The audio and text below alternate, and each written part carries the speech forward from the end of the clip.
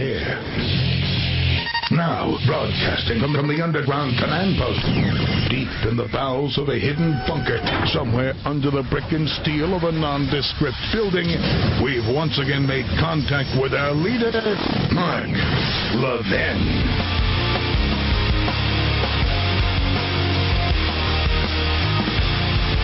All right, welcome to the Mark Levin Show. Mark's out tonight. Your handy-dandy relief pitcher, Dan Bongino, at DBongino on Twitter, contributing editor over at Conservative Review, filling in for the great one, which, as I often say, is a difficult task.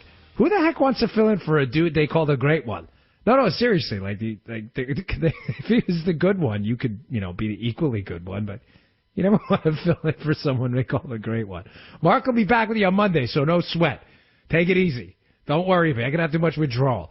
But hang in there, because I got a rock-solid lineup for you tonight. As always, there's a lot to talk about. I doubt I'm going to get through everything I lined out. But one of the things I want to bring up and start, I know you've heard a lot about Sessions. I get it. I understand. It's been going on for 2 days now, and I know a lot of you want to move on. But, folks, this is a really, really big story, and not for the reasons you may think. So I've got to cover this from an angle I know you've heard on this show before, but now it's starting to get picked up in other places. The Sessions and the Russian ambassador story. But before we do a bit of a deep dive into that, hey, Marcus, you noticed that Marcus is filling in for Mr. Producer tonight. Hey, isn't this funny? Like, nobody remembers this Russian ambassador. This is amazing, this story with the Russian ambassador. Isn't it incredible? Nobody remembers meeting this guy. This is the most unmemorable human being, apparently, in the history of Homo sapiens sapiens, of civilized human beings. Nobody remembers this dude. Nobody. So, of course, Claire McCaskill, Democratic senator from Missouri, Chuck Schumer, Democratic senator from New York, Nancy Pelosi, member of the House of Representatives from San Francisco, Dianne Feinstein from California, all wanted to throw Sessions under the bus because, wait for it. As a member of the U.S. Senate, he met with a member of a foreign government. What? Wait, what? Hold on. I don't get it. Like, what's the beef? So let me get this straight. He's a member of the United States Senate. They meet with members of foreign governments all the time, and it's a scandal because, when they asked him if he was meeting with these foreign governments as a surrogate for the Trump campaign, when Al Franken asked him that, he said no. Now, by the way, keep in mind, Jeff Sessions has a reputation for being an honest and upstanding guy, even amongst Democrats, until he got appointed to this attorney general position. But now all of a sudden we find out all of these fraud, fake, phonies, these Democrat senators and House of Representatives members, and some Republicans, by the way, jumping on the bandwagon, dopes. All of these members of the House of Representatives and the Senate on the Democrat side are saying, I forgot. Look, there's a picture of you with this person, too. You know who this Russian ambassador is? Marcus, I just thought of this. One of my favorite movies, if you're a regular listener to Mark and you've heard me here before, I love the movie Old School. Matter of fact, every time I watch Old School, I see it. I've seen it start to finish, I kid you not, probably 20 times, maybe more. I'm being generous, probably closer to 30. I find a new line in there. It's just a great movie. It's just so funny. There's a line in there. You know Dean Pritchard, the guy who's driving him crazy? The gist of the story is these old dudes, they're like all married in their 30s and 40s. I'm 42, old dudes. There's probably a bunch of 30-year-olds going, wait, dude, old, what are you kidding? They go onto a college campus and they start a fraternity. And they run into this dean on the college campus who remembers them. They were childhood friends, and the kid hated them. This guy, Dean Pritchard, he was like, I guess, the nerdy kid. They didn't like each other. So now he's the dean, and he wants him kicked off the college campus. It's not a terribly complicated a plot, folks. It's not Gone with the Wind, okay?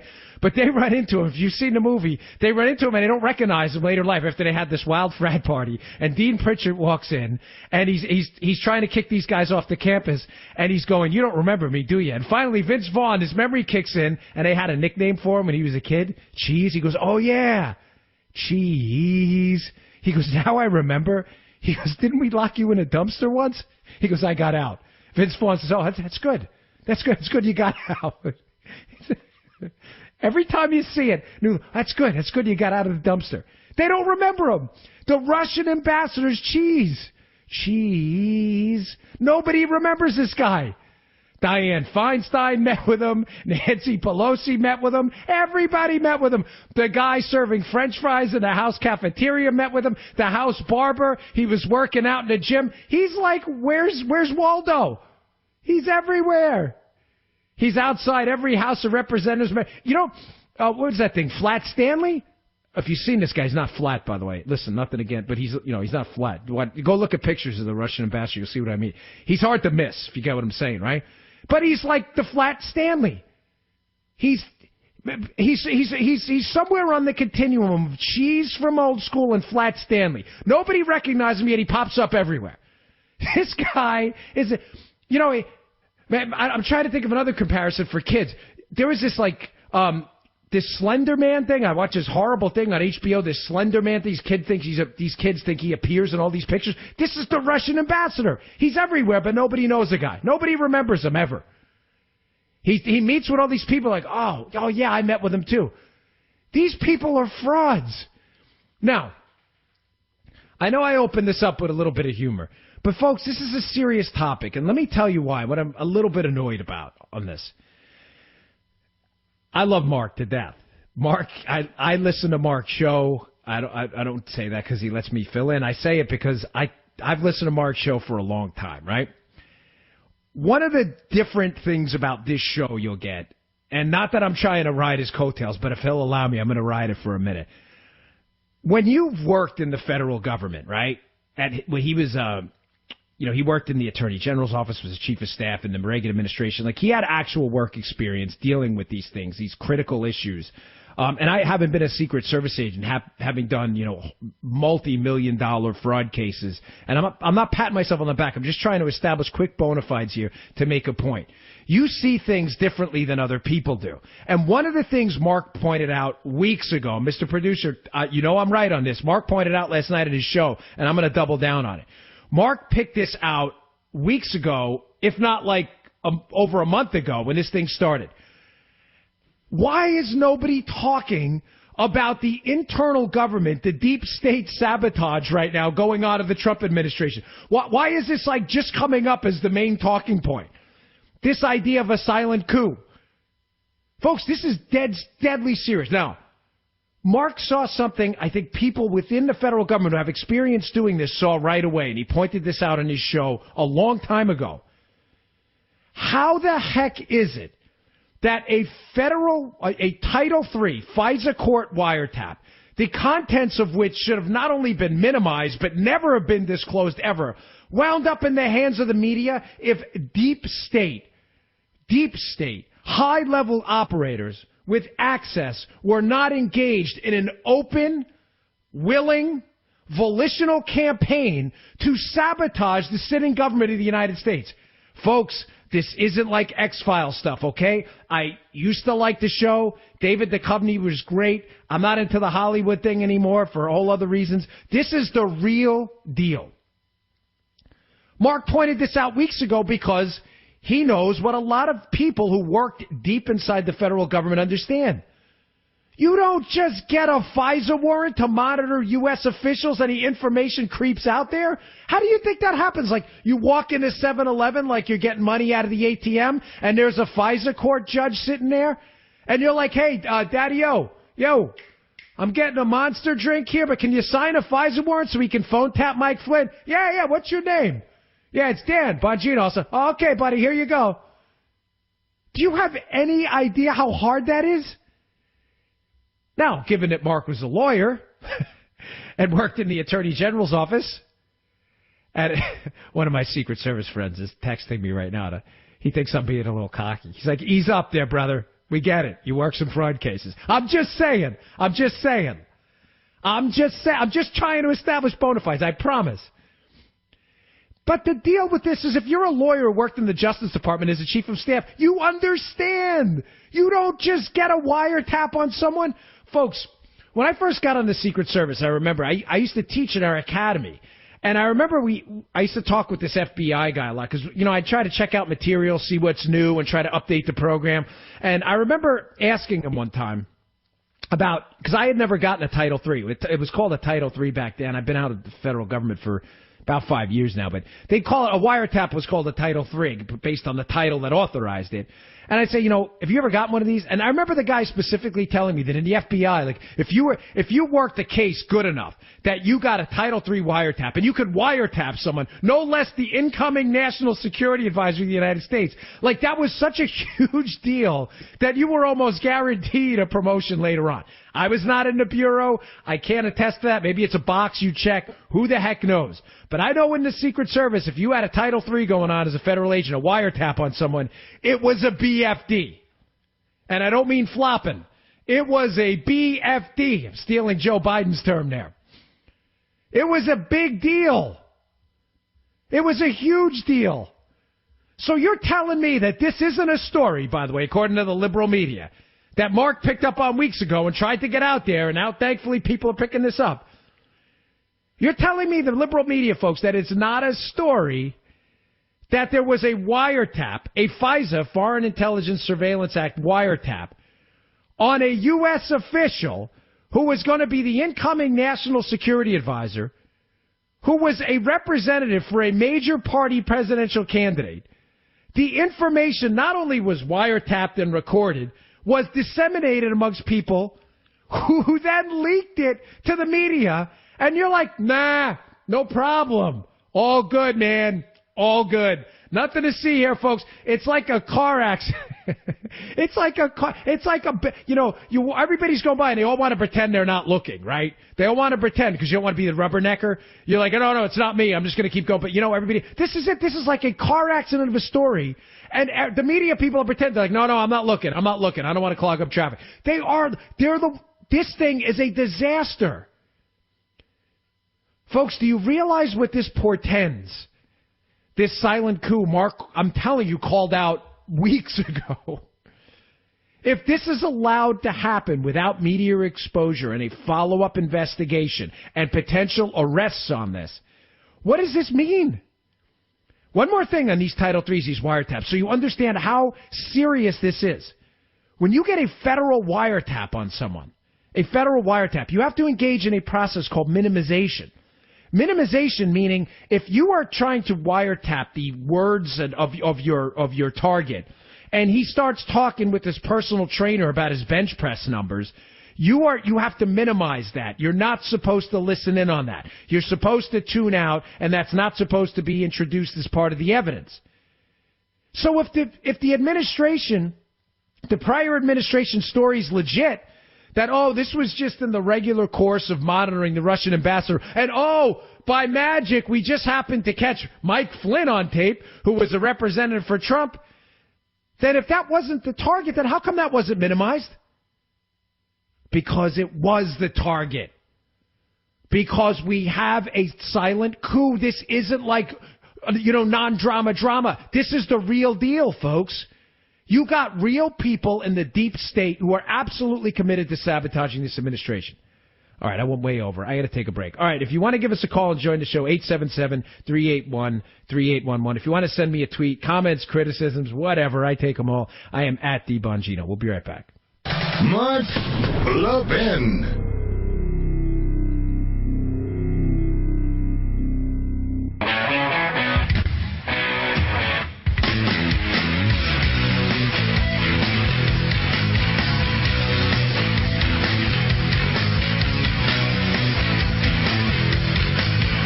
All right, welcome back to the Mark Levin Show. Dan Bongino, contributing editor at Conservative Review. At DeBongino on Twitter if you want to send me a comment or a criticism. I got some good ones during the break. One guy, Truckee something, sent me a funny one. I was talking about the Russian ambassador, how it's amazing. Nobody remembers this guy. All the Democrats met with him. Nobody remembers him. Nobody remembers meeting with this guy. He goes, maybe Russians have remember that movie Men in Black where they put that little the pen thing in front of your eyes and it wipes out your memory and your brain? That's it. It's a brain sweeper the Russian ambassador has. He met with all these Democrats, right? And he does the little Men in Black, Will Smith, Tommy Lee Jones, brain sweeper, mind wiper, and nobody remembers this dude. Poor guy. So forgettable. Everybody likes the old school references too. Did you notice that, Marcus? Old school. If you're a guy my age, his 40s, 30s, is this catching on with the next generation? Everybody loves old school and cheese. Hey, yeah, it is, totally.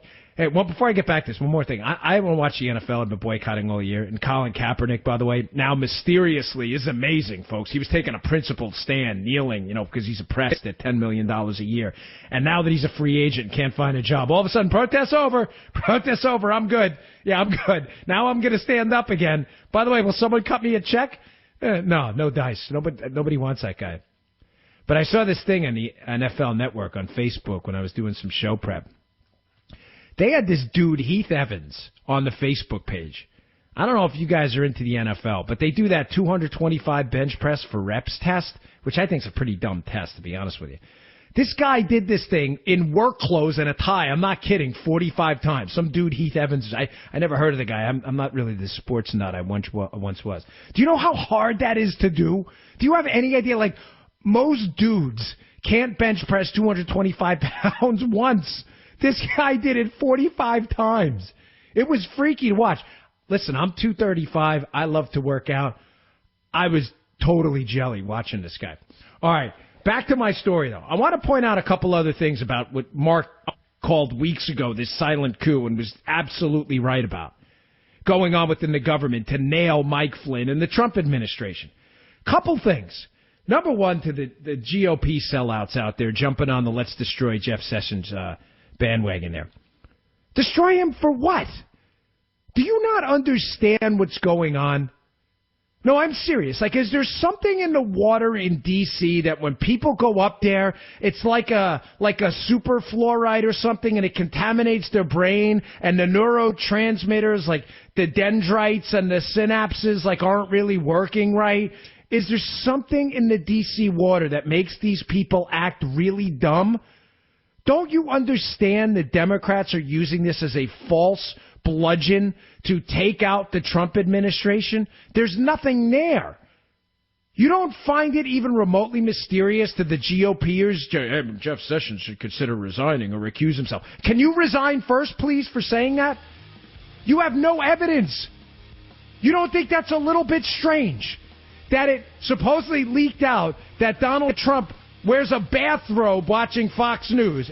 Another garbage story, by the way. That leaked out. But this massive treasure trove of evidence indicting Jeff Sessions is nowhere to be found. And you believe it. Dopes. I'm Dan Bongino, filling in for Mark Levin. We'll be right back. Some people talk about the Tea Party. We are the Tea Party.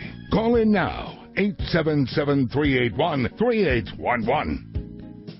All right, welcome back to the Mark Levin Show. Dan Bongino, contributing editor of a Conservative Review, filling in for Mark at DBongino on Twitter. Mark will be back on Monday. Have no fear. You don't have to sweat it out too long. But listen, we've been covering it. I know sometimes I get sarcastic, and I like to, use a little humor, and we use the old school reference mandatory in every show to open the show, talking about this silent coup, what Mark has been calling a silent coup for weeks. And he's right. Folks, this is a big deal, man. I was a federal agent and a cop. I was, for 12 years of my life and in 4 years as a police officer. I'm intimately familiar with how this process works. They got a wiretap on a private citizen and released it to the press. Why is it? Seriously, why aren't people in handcuffs right now? Let me give you a hypothetical as a former Secret Service agent. And let me give it to you with a wink and a nod, if you know what I mean. So is this the new policy going forward? No, I'm serious. Like, is this the new policy going forward that a prior administration, in this case the Obama administration, embeds people deep into the government bureaucracy, people that would be tough to fire? You embed them in sensitive positions. You don't even have to say before you leave, which is because they know their instructions, because they're political appointees, some of them, I'm not talking about all of them, but some of them, ideology first, the people of the United States a distant second, if anywhere at all. So before you leave office, Barack Obama, those embeds and those deep state bureaucrats appointed to do, they have a job. And their job is you are going to sabotage the incoming government. Your oath to protect and defend the Constitution of the United States. Throw it out the window, man. You know what you're here to do. You're here to release sensitive information in violation of federal law and in big-time violation of your moral oath to protect and defend the Constitution of the United States. That's what you're here to do. You're here to destroy the incoming government. By the way, while the U.S. taxpayers, are paying you. Paying you to destroy the government, the now elected government by the people. That's the plan? Now again, let me give you a little hypothetical. I spent a lot of time around Barack Obama, a lot of Barack Obama's folks, a lot of friends of mine, spent a lot of time. You think we don't know things? You think we don't know things, as they say? I used to be from Queens. By the way, the Queens County, I grew up in Queens. And the Queens County Republican Party just followed me on Twitter. I was like super stoked about that. I got a lot of good followers out there, but that was like, wow, man, I grew up there. But do you... Sorry, I always have to go off on these tangents. Let me just scrap that whole line because I don't know where I want to go with that. And I'm afraid. Now what? I'll give you a little bit because I know I shouldn't have whet your appetite for what I'm going to do. You think we don't know things here without my Queen's accent? People know things about what happened with stuff. You get what I'm saying? Like, I'm kind of. I don't have a camera here in the studio. I'm giving you a little bit of a wink. Huh? People have seen stuff and heard stuff. But they're good people. I'm not a Democrat. I'm not a liberal. You think if we wanted to, we couldn't put stuff out there? I wrote 2 books about the Secret Service, kind of hoorah tales about my time in there, right? There weren't any, deep state secrets in there. You think we couldn't have done damage to the Obama administration if we wanted to? But here's the difference. We don't do that because it's called the Secret Service for a reason. We don't do that. Now, to you fraud... fake, disingenuous. I'm limited by the FCC, and the fact that this is a family show, the adjectives I can use, who seem to think that your mission, because we were clear on our mission in the Secret Service, right? Your mission's not to spy on the president.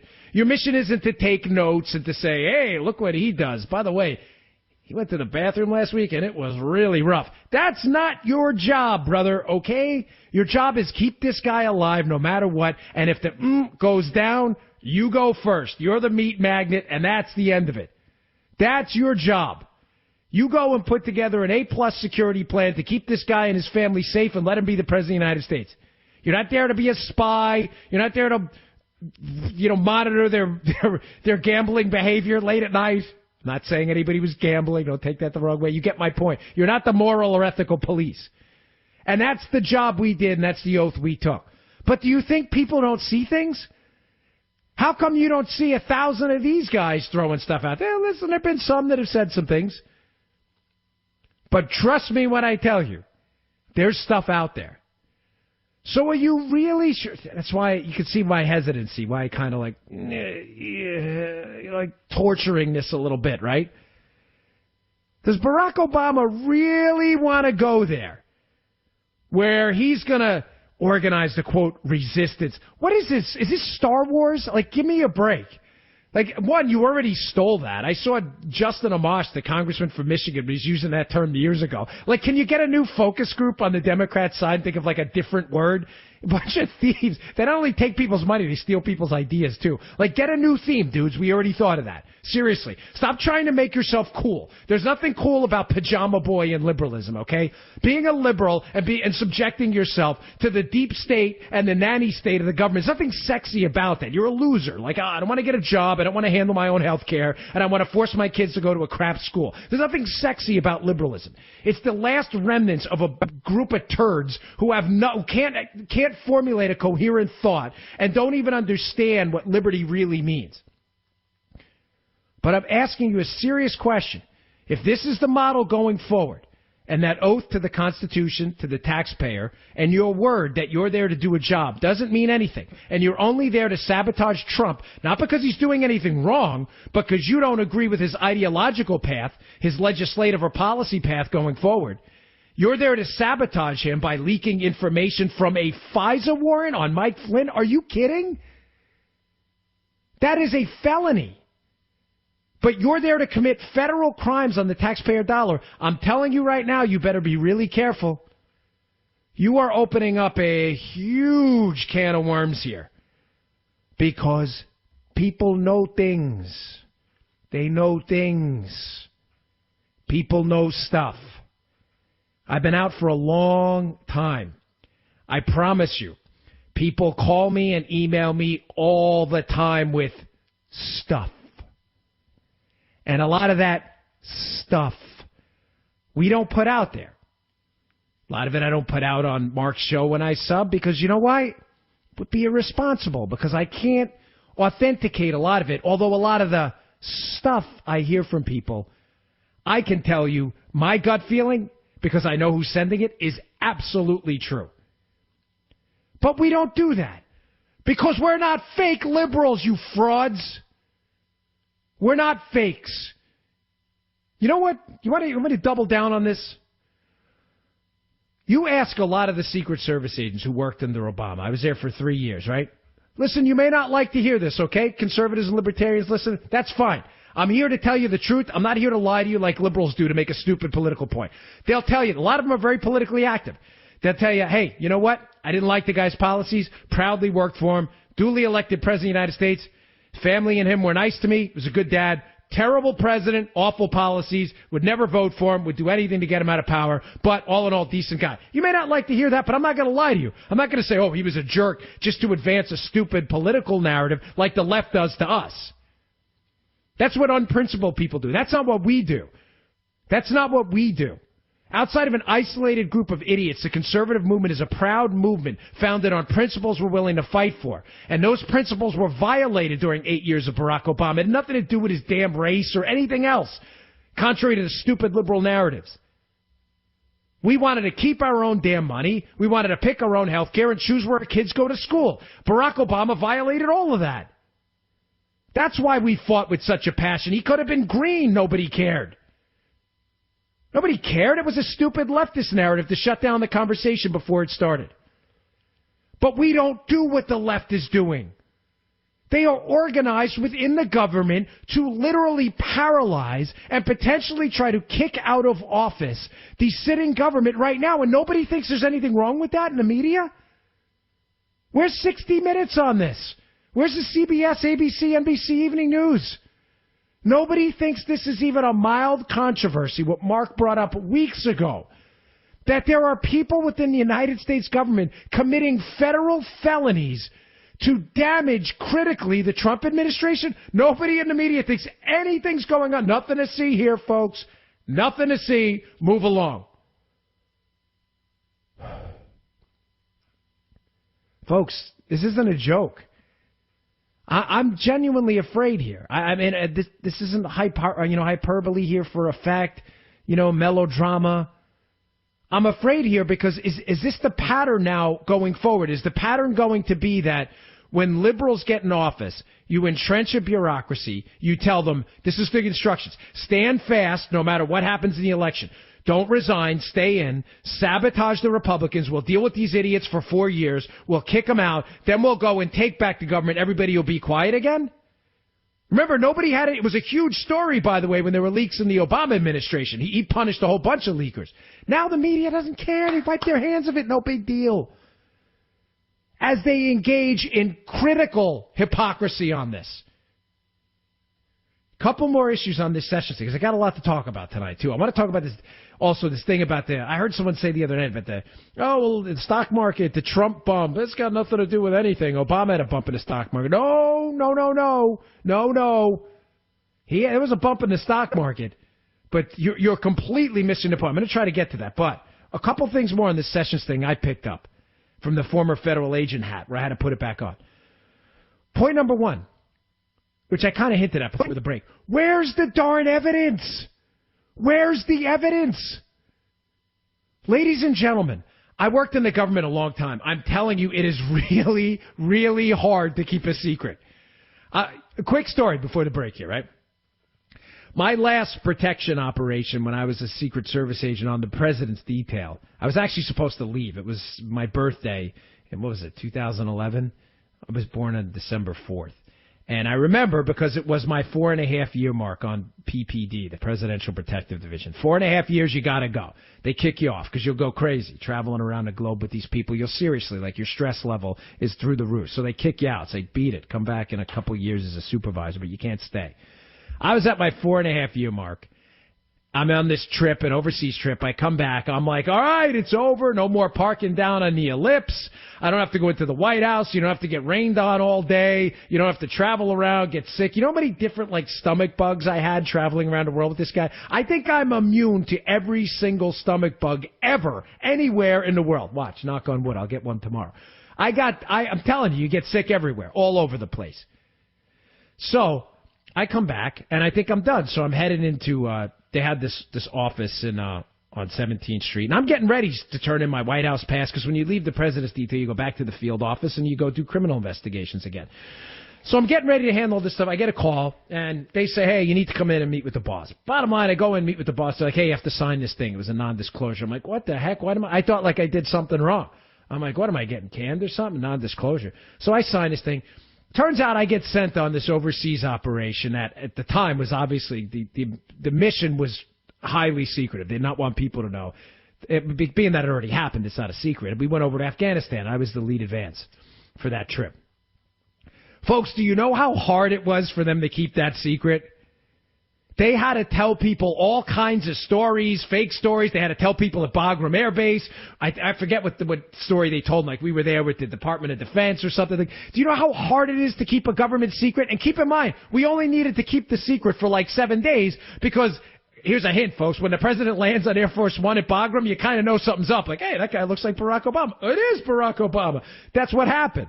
It was like a surprise to everybody. Almost. A lot of the soldiers kind of picked up on what was going on, right? You know how hard it is to keep a secret for even the 7 days we did that advance, or 9 days, or whatever it was a short one? Frankly, it was impossible. And you're telling me now, you're seriously making a case with a straight face, you liberal nutbags. You're making the case that there's this whole group of people within the United States government that have been given access to this treasure trove of information about Donald Trump and his X-Files conspiracy with the Russians, that it's been, by the way, declassified to a lower level, which Obama did before he left office, so that everyone could see it, leak it to the press. Make no mistake, that's what he did. That's out there. Everybody's got it. And no, they're just waiting for the right time. What was that guy in the X-Files? The smoking dude, right? Was that his name, the smoking dude? I don't think they called him the dude, but I didn't watch the show that much. But I always remember this guy smoking stuff. And he was like this real cryptic guy. That's it. He's out there, the smoking dude. Everybody knows about him. They've got the keys to the kingdom. Trump's getting ready to get the bracelets on. There's this collusion, man. They hacked the election. Everybody knows about it, and no one's talking. Wow, that's impressive. For the first time in U.S. history, they've managed to keep a secret about a Republican. You believe that? You're looking yourself in the mirror as a kookadoodle lib, right? You're looking in the mirror and go, yeah, sounds legit. Whew, man, please, don't breed if that's the case. Do us a favor. Oh, I'm serious. All right, folks, I'm Dan Bongino, at The Bongino on Twitter. If you want to send me a comment or a criticism, if you want to call the show, 877-381-3811. We'll be right back. Mark Levin.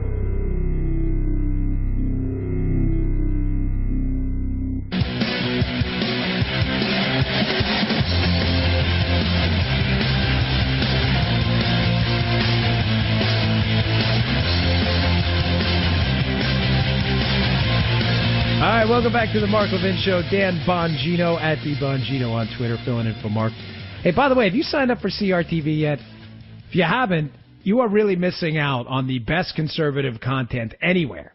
Anywhere in a visual format, I kid you not. Listen, I know I work there, but I say this with if what we were producing was not good, I would not tell you this. It is the best content out there. You got Mark Levin's show, the flagship show over there.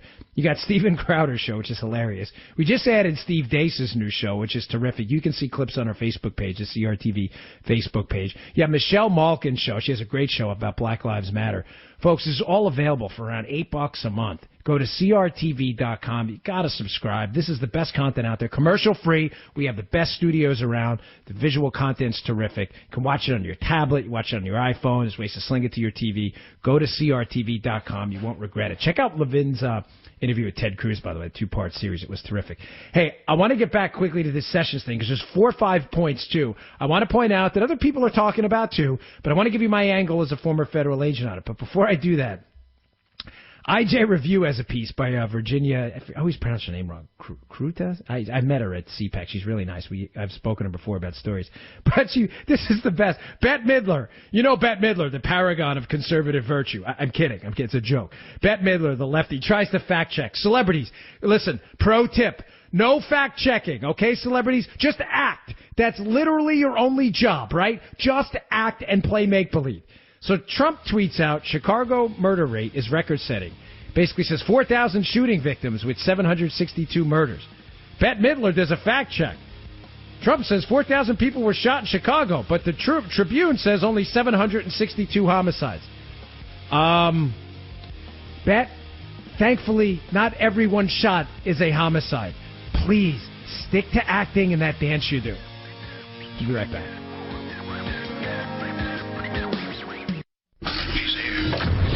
He's here. Now, broadcasting from the underground command post, deep in the bowels of a hidden bunker, somewhere under the brick and steel of a nondescript building, we've once again made contact with our leader, Mark Levin.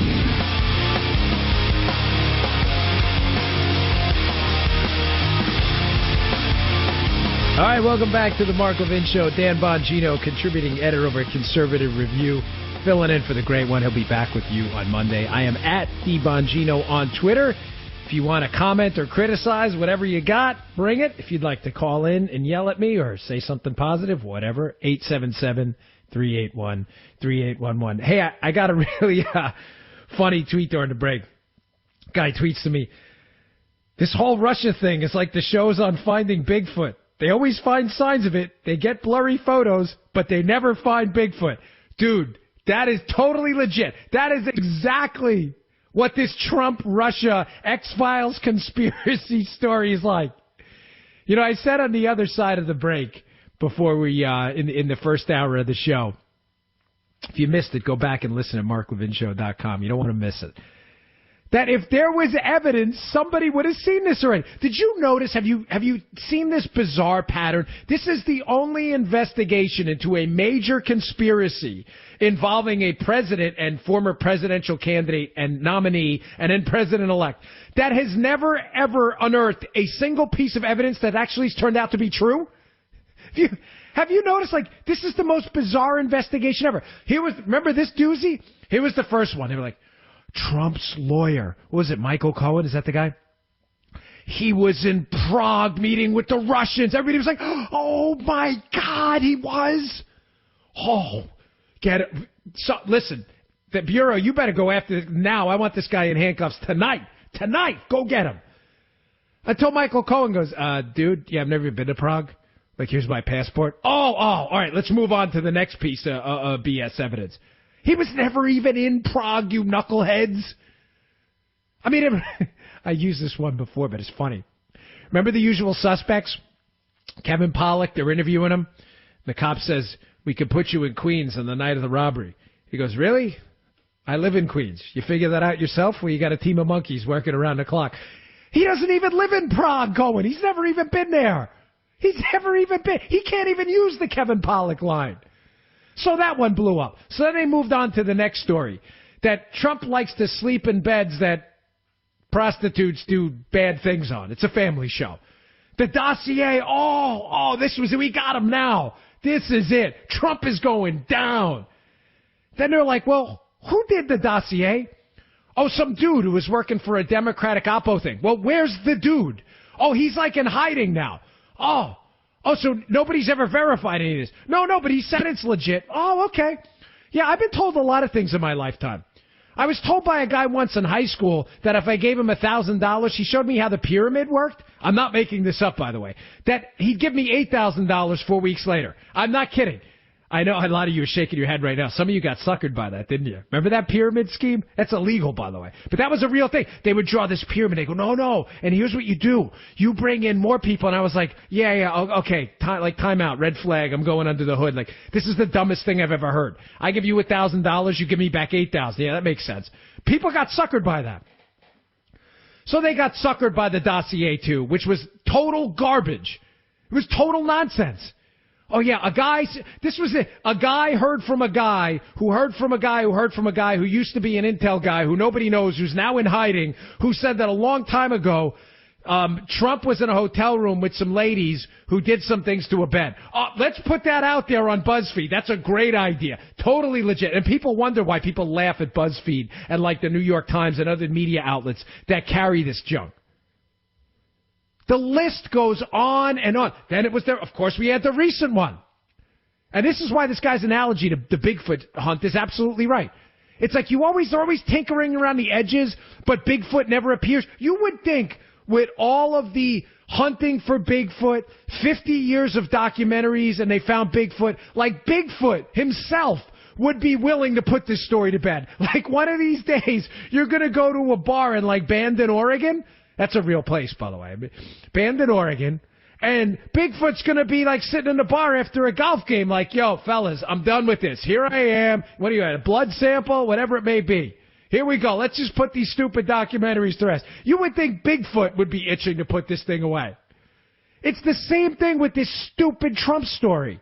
Now they're like, whoa, Sessions. Now we got it. Now we really got it. Sessions went to a Heritage Foundation event. Yep. And you know who was there? The Russian ambassador. Oh, what? We got him now. Until we find out that the Russian ambassador was at the State of the Union address sitting with the Democrats. Folks, does the stupid ever stop with the far left? Seriously, listen, I got no beef with Democrats. I know that may shock you. I don't. I have tons of friends. I worked for the Clintons. I worked for the Obamas. I worked for George W. Bush. I still talk to. One guy emails me to this day. I worked with him on advances with Barack Obama. There are a lot of good Democrats out there. Liberals are total wackadoodles. They are kook jobs on steroids. They have no idea what they are. So committed to a deep, dark, passionate dislike and vitriol for Donald J. Trump, Ted Cruz, and any other principled Republican out there, that they will even forfeit away their own principles to just shatter this person's life. You think I'm making this up? I'm going to get back to this in a second, but look what happened. Look what's going on right now with George W. Bush.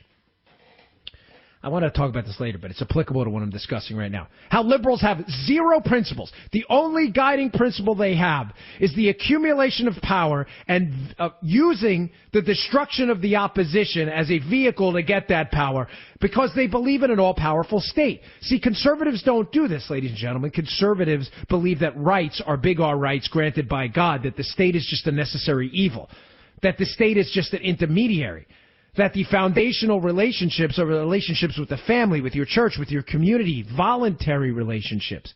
Your relationship with God, your rights, you were born free. They don't believe the state gives you anything. The state gives you nothing, zero. The state ensures rights granted to you by God, capital G. We have something to fall back on. Our lives have meaning. Barack Obama was elected. You didn't see the snowflake meltdown. Oh, give me my color forms, a safe room. I want to bang my head off a padded wall. What did we do? We organized and just kicked the Democrats out of office like we always do, which is great. And by the way, they're getting crushed everywhere, which is beautiful. It's a beautiful thing. What does Trump say? It's tremendous. It's tremendous. But liberals don't have it. There is no principle there. Their only unifying principle is the power of the state. The power of the state to take away the liberty of others. That's why they want the power of the state. The state is a monopoly on force. Liberals need that force to take away your money, to take away control over your health care, and to take away control over your education system. That's liberalism in a nutshell. Monopoly use of the force power of the state to take away your economic, health care, education, liberty. That's it. They have nothing else. When they lose power, they melt down because there's nothing there. Their church is the state. There's no principle there. Nothing. Now, how does this relate to George W. Bush? Folks, George W. Bush was Satan to the left when he was in office. They had a name for it. Bush Derangement Syndrome, BDS. I was an agent under George W. Bush. I remember the protests. Believe me, the pictures of George W. Bush with the devil horns were everywhere. The left went wild when Bush was in office. They would not leave the man alone. He was the Kaiser Sose, to throw in the usual suspects again, of the Republican Party. He was the most evil thing going. Now, all of a sudden, George Bush on Ellen, he's on the Today Show, having coffee, couple crumpets, a little bit of tea, smoking a cig. Nah, he doesn't smoke. He's a healthy dude. Patting themselves on the back, taking selfies, little selfie stick, little Instagram. Hey, Ellen, take a little shot. Hey, look, thumbs up with Ellen. Listen, I'm nothing against George W. Bush. The guy's a patriot. He's selling a book to help wounded warriors. God bless the man. Thank God he's going on these shows and said, because that's what George W. Bush does. I work for you. Good man. Good man. Had some disagreements with his policy. Unbelievable guy. Love the cops and firemen, by the way. Why does the left love him all of a sudden? The dude was Kaiser Sose just a few years ago. Because the left doesn't have any principles and the left needs a foil right now. You know, to make a diamond look really, really shiny, you ever notice this in the jewelry? Just go on the jewelry. They always put it on a deep black background. It makes a shiny diamond. You don't put a diamond on a piece of reflective glass. The luster will be lost. It's a foil. You put a foil on the background to make the shine. You know, those opposites make the shine pop on it. The luster pop. Like, wow, I really got to get that diamond. They need a foil right now to make the glaring diamond of Trump's evil, like the evil diamond. They need to make it pop.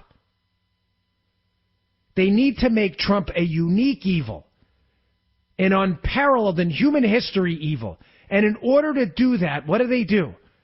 They go, well, okay, now we have to, how do we do this? Let's bring out George W. Bush and let's talk to him like he's a normal person. And let's pretend everybody forgot those years where we called him Satan. And let's make it out now like, no, we like George W. Bush all the time. He really wasn't that bad. And we'll make him a foil going, you see, and he wasn't that bad because the guy we have now, the diamond on the black background, Donald Trump, he's really, really bad. No, this guy's really bad. Like, he's like the Satan of hell. Like there's Satan, this guy's Satan. That's how bad he is. This guy is like, remember Candyman? You say Candyman 3 times. This is him. This guy's the worst thing ever. And here's the thing, folks. If everybody is the worst thing ever, nobody's the worst thing ever. So the fact that McCain was the worst thing ever, Bush was the worst thing ever, Reagan was the worst thing ever, the left has to rewrite history about that. Because then Trump isn't the worst thing ever. Now, you would think principles would take over and the left would say, no, if you really believed as a liberal that George W. Bush was the worst thing ever, he was the pinnacle of evil, then you should stick with that. Be a man. Be a woman. Stand up. You would think. Republicans haven't changed their mind on Jimmy Carter. Do you see Republicans that now? They think Barack Obama was worse. Believe me, Jimmy Carter's best friend is Barack Obama because all of a sudden Carter looks like a genius. But nobody's going back and rewriting history. Not Jimmy Carter, nothing personal. Well, he's terrible on Israel, by the way. But nobody's going back and rewriting history and going, man, that economy was cooking under Jimmy Carter. Republicans know exactly what he did wrong. Republicans know exactly what the FDR nanny state did wrong. They've never rewritten history. The left, because they're principled on the ideas. They may say Jimmy Carter did some nice things post-presidency, but no one ever reevaluated the New Deal. The Republicans went, hey, what a great deal the New Deal was. No, hint, it wasn't. Liberals will rewrite history all the time. You'll see a story tomorrow morning about, George W. Bush, those 8 years really weren't that bad. Guys, you just had the guy with devil's horns on a picture just 10 years ago. Now all of a sudden he's the greatest thing ever? The libs don't stand for anything. It's all crap. It's all junk. This is garbage. I'm telling you, it's that. I never did this, but when they put I seriously never did. Remember, you know when the kids used to prank you and they put the dog stuff in the bag and they light the bag on fire? I've seen it in movies. That's what this is. That's liberalism. You stop on the bag and you're like, oh, man, that's liberalism. Once you hit the bag, you find out what's inside. It's even worse than the bag on fire. It's a disaster. It's a dumpster fire. It doesn't mean anything. They will change their story in a heartbeat just to make the guy now look worse than the last guy. All right, I got more on this Russia thing because this whole thing is driving me crazy. Oh, Trump and the Russians, like it's the X-Files driving me nuts. Nobody mentions, by the way, Obama and the Iranians. No big deal. We gave them billions of dollars. Yeah, don't worry. They only chant death to America and they're the world's biggest sponsor of terror. No big deal. Let's talk about how Trump loves the Russians all the time. It's dumbest story ever. All right, I'm Dan Bongino, at DBongino on Twitter. If you want to give us a call, 877-381-3811. We'll be right back. Mark Levin.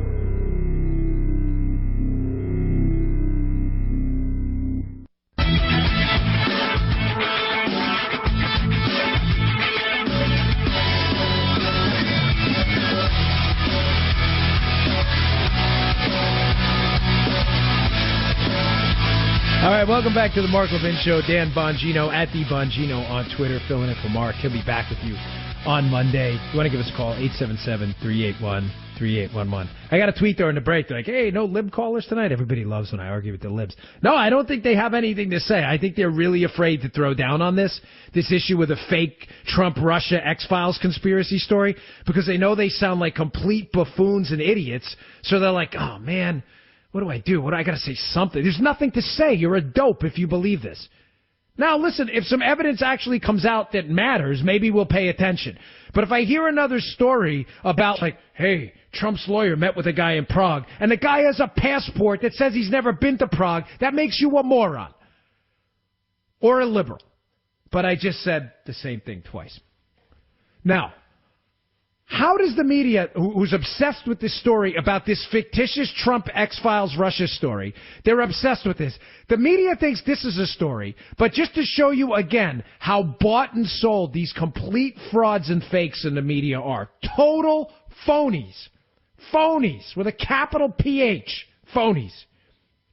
Nobody had any problem with the fact that the Obama administration had like a bromance going with the Iranian regime as they scream, death to America. They love it. They say it all the time.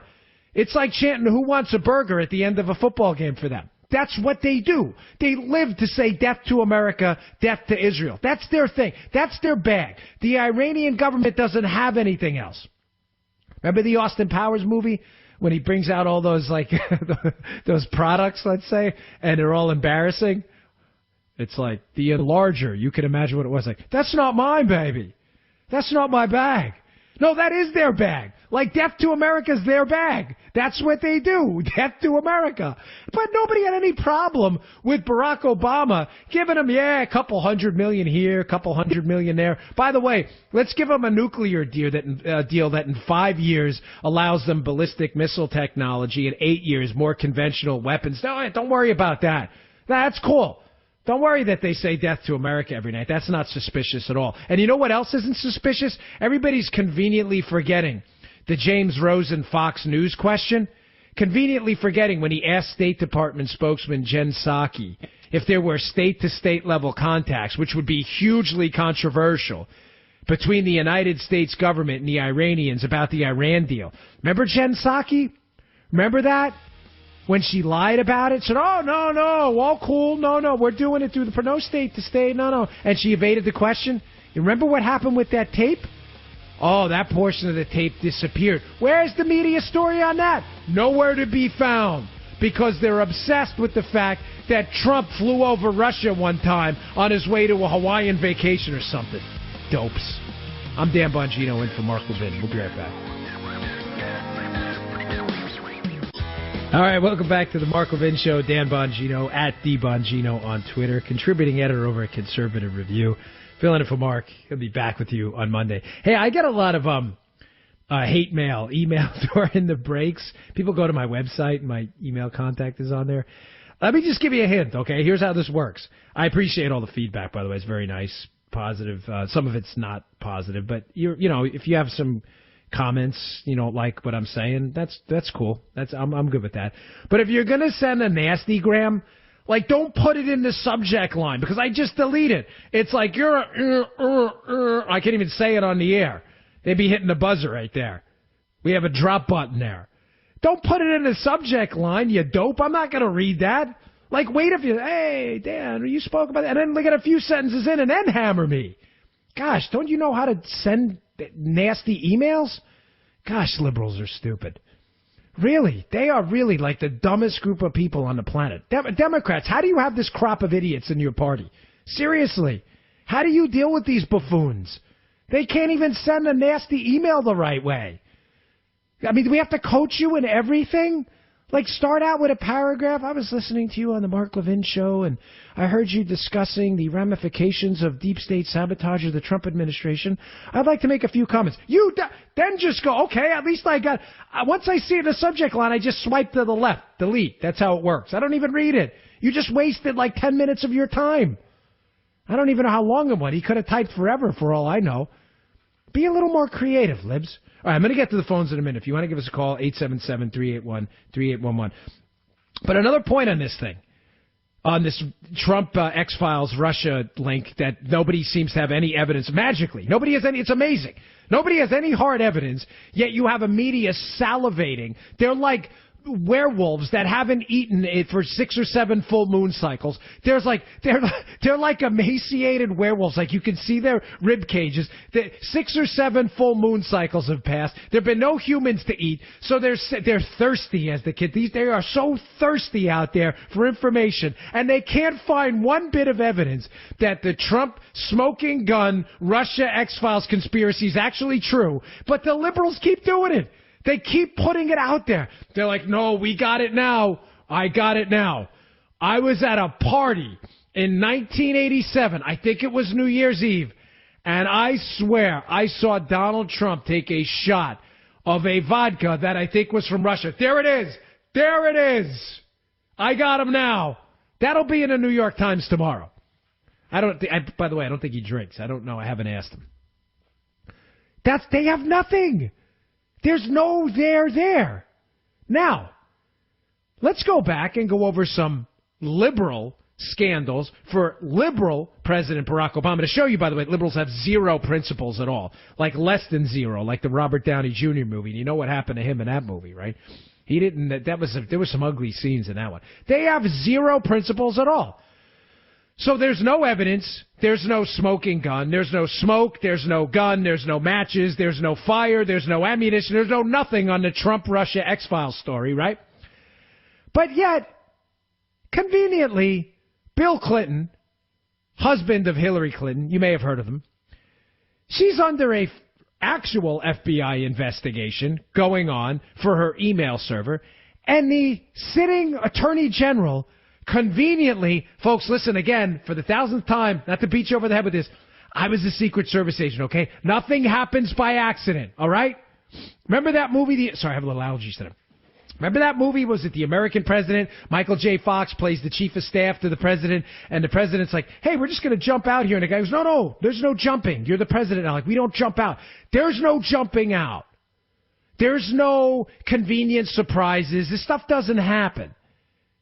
You have like OTRs with the off-the-record movements where the president stops at a lemonade stand to get a photo op with the kid. Look, I drink lemonade. Meanwhile, they're telling the Navy mess guy, check that first. Make sure it's not poison. Does it taste good? That's the real world, right? Seriously. Poor Navy mess guy. They have this like find or function thing, you know, like find the poison or function it, meaning like you die first. What a horrible job, right? The EOD guys are the same way. Find the bomb or function it. Like, flip the light switches. Make sure if the bomb goes off, it hits you first. Those are like the bravest dudes around. Really. God bless them. But they conveniently find themselves, Loretta Lynch, the sitting attorney general, and the husband of a presidential candidate under an FBI investigation. Oh, in the airport. Oh, you're in the airport together. Wow. Crazy. Crazy how you wound up there at the same time. You didn't, like, take off and miss each other. Oh, and then you wound up on the plane together. Oh, that's crazy how that happened. That's just nuts. Nobody knew anything? No. All of a sudden, hey, look, it's Loretta Lynch. Wow, Loretta, so good to see you. Where were they, in Arizona? How'd you wind up in Arizona? Oh, who knows? At the same time as you, Mr. President. They go on the plane, have a nice little conversation, according to Loretta Lynch. They're chatting about the grandkids. Yeah, I mean, what are you? They were on there for, what, like 20 minutes? What the heck are you saying about the grandkids? Now, I'm only 42. I don't have grandkids yet. Thankfully, my kids are very young. I will one day, and I will thank the Lord for that. I mean that. What are you saying about the grandkids for 20 minutes? You want to talk about a smoking gun, like a Gatling gun with like fumes coming out of the front of it? What the heck were you talking about? Listen, I don't do small talk well. A lot of people listen to the show, friends of mine, they text me when I'm on. I love it. It's always fun to get feedback, right? Who know me? Some of them listening now. No, I don't do small talk well. I am the most, if you saw me at CPAC, you probably figured out quickly, I am the most uncomfortable small talker ever. It's like, okay, you get on a plane, you want to chat about the grandkids. Conveniently, you're investigating the guy's wife for an email scandal, a massive email scandal. Well, you only disclosed the nation's deepest, darkest secrets over a private email server. You kept it in an unsecured location. Oh, no, the Secret Service secured it. No, they don't. They don't secure email servers. I know, I work there. They secure people that breathe. And you're talking about the grandkids? Hey, yeah, so my grandkids, yeah, they play a little soccer. Let's try this conversation. Bill goes, yeah, soccer, that's great. That's great, Loretta. Soccer. Yeah, score a few goals? Yeah, Bill. Scored a few goals? Oh, that's great. Are they fast? Yeah, they're fast. Yeah, they're fast. Yeah, oh, okay. How do you drag that? I can't even do it now, trying to mock up the conversation. They talked about the grandkids. How old is Bill Clinton's grandkid? Like 76? Does he have a body of work that's worth talking about yet? I don't even know. I have no idea how old the kids are. I couldn't care any less. God bless him. All human life is valuable, right? Great. I'm glad he's proud of Chelsea's kids. That's wonderful. I'm not being facetious. I really mean that. But what are you talking about? Is the guy working on, like, the Hadron Collider over in, is that thing over in Europe somewhere? Yeah, he's working on the God particle, like the bosons and all those, they're clashing, so quantum particles together. Oh, now I can talk about that wow, Bill. Your grandkids smashing together particles to find the God particle in dark matter? Holy crap, do you realize what that implies? Let's talk about, like, quantum physics and, like, string theory and the, what is it, Heidegger's cat and alternate universes. Okay, all right. You want to kill 20 minutes talking about that? Quantum physics and strange particles nobody knows about? Legit, bro. Totally with you. The kid is not old enough to have done that. So what is so exciting about the kid's soccer game? What did we miss? Yeah, they got this one girl on the team. You never believe it. Like, I watched my daughter play flag football. I love it. I can't, folks, if you ask me right now, can you kill 20 minutes talking about the game? I love my kid to death. Coach Mack does a great job coaching the team. But here's the talking points from yesterday's flag football game. My daughter's coach changed up the blitz strategy. They have this number 14. They're in 8th grade, but they have this number 14 on the other team. She's like Bo Jackson. The girl's amazing. I've never seen an athlete like this at that age. She, like, runs all over the field, and it's incredible. So they started blitzing her. All right, that's pretty much it. Like, I don't know what else to talk about. But no, conveniently, folks, the sitting attorney generals on a plane with Bill Clinton, with the biggest Gatling gun, smoking gun of all time, for 20 minutes, and never ever does the topic come up about the active investigation into the dude's wife. No, nothing there, folks. Let's just ignore that completely. Let's ignore that. Let's focus on Trump and the X-Files Russia story that doesn't exist. Let's keep going with this. Every day, listen, mark my words. Mark them now. Take notes on this one. Every day or every week, anytime anything good happens with the Trump administration, his State of the Union speech, which was a knockout, was a great job. They're going to have a tax cut package that's coming down. I want to get to that, too, during the show, because there's some real crap going on with that. It's border tax. Come on. Border tax. What are we, non-economists now, conservatives? We actually believe in data. We're not liberals who get to live in fantasy land.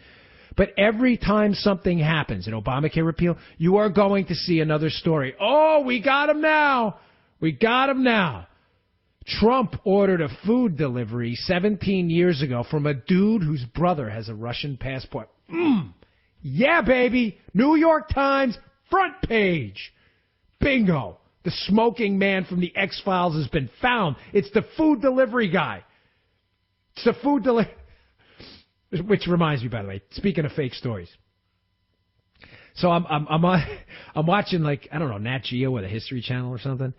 And they had, I love the NYPD. I was a cop from 97 to 99. I worked for them from 95 to 99. And they had this thing, like the cops do a New Year's Eve and how they secure Times Square, and it was great. And you know how they got to put the teaser in?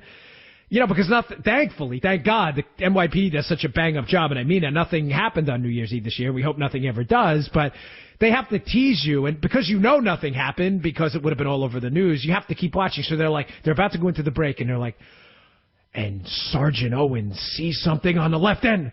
Stay tuned. Come back after the break and we'll tell you what happened. And you're like, gosh, I kind of watched New Year's Eve in Times Square. Nothing really happened. But you want to see what happens. So they come back from the break, and I'm not making this up. It was like some captain or whatever. He finds his food delivery guy who, like, drove past the... I'm not kidding. Like, that was the big scoop. They find the food delivery guy who, like, drove past the checkpoint without getting checked. I get it. Listen, I love my cop buddies. God bless you, man. But I got to imagine even the cops who were involved in that, like, wait, this is going to be your hook for the show? Like, we stopped the food delivery guy from going down the block? Like that. That's the Trump story. That's the Trump story. They stopped the food delivery guy who accidentally drove past the checkpoint to deliver his Pollo Loco or whatever it is to the office manager on the 17th floor in Times Square. That's the story. That's the Trump-Russia X-Files story, man. That's it. There's nothing there. Okay, another one here, because this is important to show you how phony and fake the far left is. Again, not all Democrats. I got no beef with the Democrats. I got beef with the libs. Because let me tell you something. The JFK Democrats are all gone. They're now called moderate Republicans. There's no such thing anymore. Your party's been hijacked by a bunch of Looney Tunes like Bugs Bunny types, right? So we had a smoking gun with Loretta Lynch. We also had this thing called Benghazi. There wasn't just a smoking gun. There was like an arsenal, like out of like The Walking Dead, of smoking guns. It was like the Negan camp of smoking guns. Like they stole every single gun in existence, for those of you who watch the show. Like Negan takes everybody's guns away, right? This is what's going on. Like the smoking guns in the, I can't even tell you a smoking gun in the Benghazi case because there were so many. Was it the Patrick Kennedy email that Judicial Watch just uncovered? Like, hey, we knew it was a terrorist attack. Was it the Hillary Clinton phone call the day after the Egyptian foreign minister? Hey, it was a terrorist attack. None of that stuff mattered. None of that was a big scandal. Matter of fact, as I heard someone say on a news channel, accurately so the other day, Benghazi, in a sick, disgusting way, became a punchline for the kooks on the left and their liberal media allies. Oh, you idiots, Benghazi. Yeah. Wait, what? Come again with that? So 4 patriots died heroically wrapping themselves in our flag, and you dopes on the left think this is funny? Nobody still knows, by the way. By the way, libs, if you think I'm making this up, call the show. 877-381-3811. And tell me where Barack Obama was the night of the Benghazi attacks. You still don't know? Oh, you know where Trump was. You'd be like, the liberal media would be pointing out the fact that we heard from an inside source that Trump was clipping his fingernails and eating roll gold pretzels. I mean, they would be all over this thing. Nobody to this day knows where the heck Barack Obama was on the night of the Benghazi attacks. You know, there's a little log at the bottom of the elevator when they go upstairs for the night for the presidents about what time the president goes upstairs. Anybody look into that? You want leaks? There you go. Anyone in the media curious about that? I'm going to go check that out. A little stuff for you to look at. See what time old B.O. went to bed that night. You even remotely curious? Like the embassy was under attack, and what do we have for an old B.O.? No, that's not a story. Oh, good, media types. Don't worry. Let's keep looking for the David Duchovny and Gillian Anderson in this stupid X-Files story. I can't say this enough. Dopes. Prioritizing the destruction of a regime they disagree with over the continuance of the constitutional republic as we know it. Dopes. I'm Dan Bongino. Be right back. Mark Levin.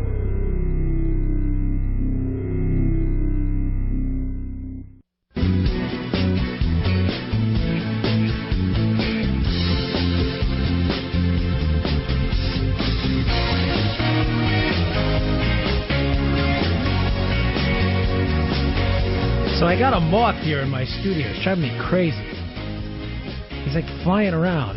You know, I keep TV on in the background. There's so many lights. I got an iPad, a computer, this Comrex box, got cable news on. This moth's like flying around. I think he knows I'm on the radio, and he's like terrorizing me here. Go away. Hey, by the way, folks, have you signed up for CRTV yet? If you haven't, you're making a big mistake. It's the best conservative content video out there. You can't beat it. This is the best video content. We got great studios. Mark's studio is really terrific if you haven't seen it yet on Levin TV. Just do yourself a favor. If you're on Facebook or if you want to just see some free previews, go to crtv.com. There's some teaser clips up there on Facebook on the CRTV Facebook page, and check it out. You'll be impressed. It's commercial-free content from some of the best minds out there. We got Mark Levin's show, which obviously Mark is always like a PhD course in constitutional conservatism. You won't leave a show not having learned and laughed a little bit. We have Steven Crowder's show, which you'll laugh a lot.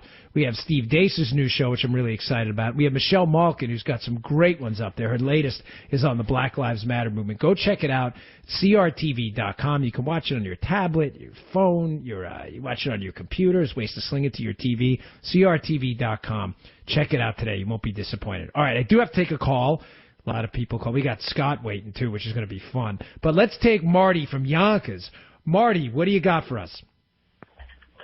Dan, you certainly got a lot on your mind tonight. You know, I've been calling talk radio for years. I just broke the record for being on hold, which I don't mind anyway. Thanks for waiting. Well, I only got a minute, so get it out. I don't want to miss you. All right, I'll do this quickly. You know, what today is called the media is really a marketing, public relations advocate for the open border establishment. I call them open border freaks. What they're doing is they're flooding this country. They're draining this country, our resources. They're taking our riches, our treasure. And we're knocking a lot of good Americans out of work and also driving down their wages, too. A lot of these people work. They come into this country illegally and legally, too. And they also knock out a lot of good Americans who want to work at decent wages who can't find jobs at those decent wages. Well, Marty, let me stop you for a second because you said something in that call I really like. You said the open borders establishment. You didn't say the media and the open border Dems because there are bad Republicans on their team, too. I'm glad you picked up on that. Marty, got to run, got to take a break. I'm Dan Bongino. We'll be right back.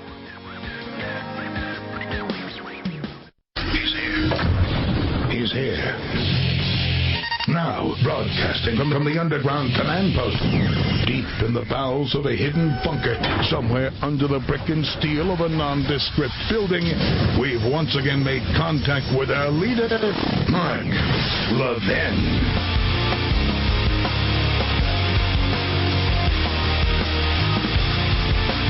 All right, welcome back to the Mark Levin Show. Dan Bongino at the Bongino on Twitter. Filling in for the great one. If you want to give us a call, 877-381-3811. Excuse me. I don't have one of those cough buttons here. Why do you have those anyway? Like, unless you're having a massive coughing fit. Like, people cough, folks. Just because you're on the radio doesn't mean you have to be, like, cough-free, right, the whole time?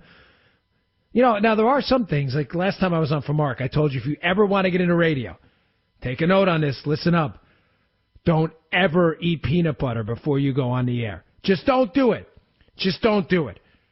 Friends, don't let friends eat peanut butter before they go on the air and talk radio. You will 100% get the hiccups. And they're the worst kind of hiccups. They're like the hiccups that never go away.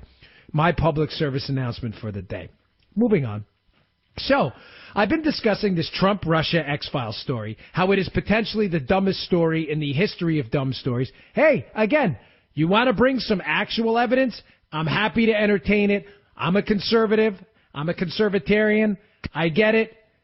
If there's a real story there, we don't do golden calf politics, unlike liberals who genuflect in front of their god, Barack Obama. We don't do that here, okay? We never do that here. I think Mark has been more than fair when we feel like conservative principles are being violated. Mark drops a bomb on you. When Mark feels like the right thing's being done, Mark goes right ahead with it. That you can't complain about that. You're listening to the wrong show. But this story is the biggest nothing burger ever. It's like going into Five Guys and they give you the bun. You're like, dude, if you were going to screw up the order, could you at least just give me the patties and forget the bun? Like, I'm here for the meat. There's no story. There's no story. Oddly, during the break, we get a news feed in the headphones here. I don't know. Someone told me, you're supposed to talk about behind-the-scenes stuff in radio. Why? Who cares? What's the big deal? So you get a news feed. So I was listening to this news feed, and they're like, more breaking news. Another Trump advisor during the campaign met with the Russian ambassador. Oh, about what? About what? Like, what happened? So that's not illegal, right? No, it's not.